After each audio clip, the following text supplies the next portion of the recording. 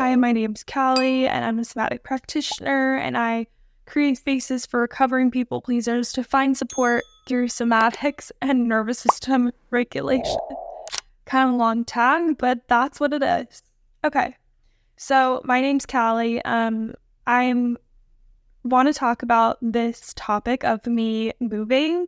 Obviously for me, this was a really big life event. I am originally from Northern California, a little town in Northern California. 10 years ago when I turned 18, I moved to Belgium for a year. I left high school and I was like, get me the fuck out of here. I was ready to go and I was ready to never come back. And I went to Belgium and it was amazing. And a lot of things changed for me. My worldview was one of those things. And then I came back and I moved to Southern California. I had some family down there. I went to school down there. I made a life down there. And then in the last few years, I feel like really in tandem with my discovery of somatics, I started to really have this deep desire to come back up north, which I never, ever, ever, ever would have thought I would have done. What made me really pull the trigger was I was in this group. I'm actually still in it. It's called an embodied practitioner group with Luis Mujica. He's also known as Holistic Life Navigation on Instagram and TikTok. It was basically about tailoring your business to your capacity, and really just felt like where I was living before, it was like very densely populated and I felt very disconnected to nature, and it was also very expensive. Like Southern California, if you know anything about Southern California, it is so expensive, like ridiculous. And to live a comfortable life there, I felt like I just had to be working so much. I'm an entrepreneur, so I don't like clock in and clock out. So I ended up working a lot of hours, and it just felt like the burden of the financial responsibility, even as I think of it right now, like my stomach starts to clench up, and it just felt so dense in my body, like the knowing of having to work so much to support my life there. And there's also a certain kind of cultural aspect that I've never really been fond of in Southern California.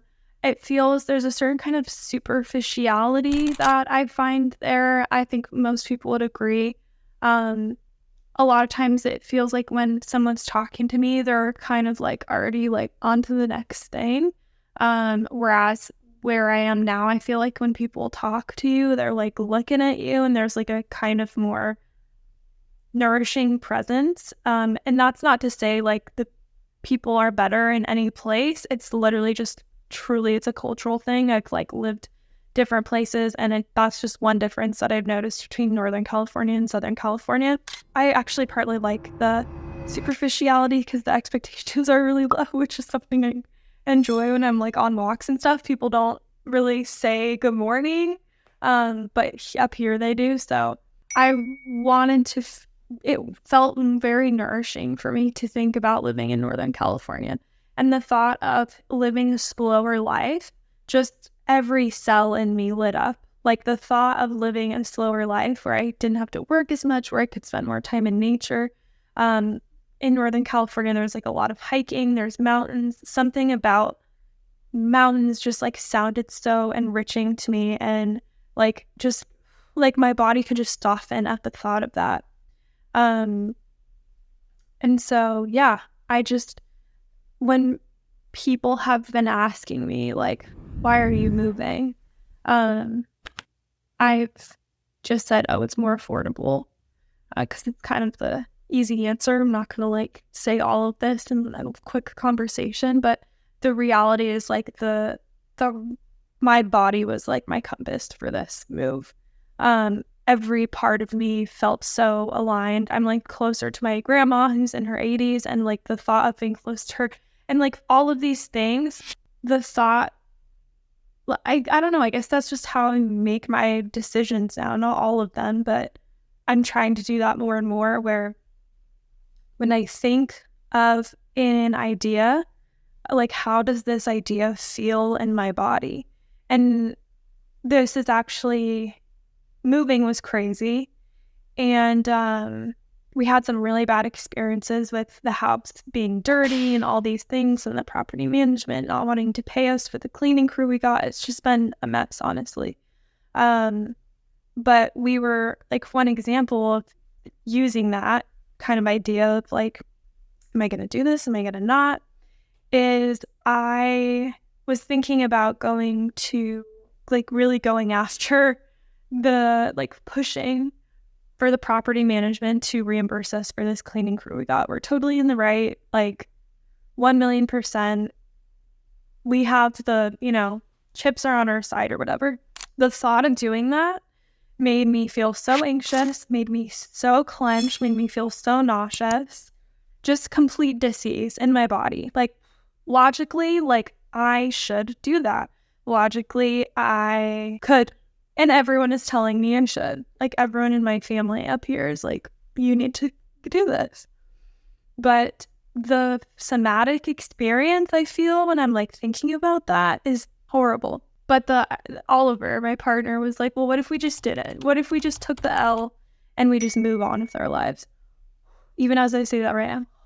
Just softness, relief. Ooh, delicious. So that's kind of what we're choosing to do. And it doesn't make, like, logical sense necessarily. It's nice when logic and the somatic, compass or whatever line up, but that doesn't always happen.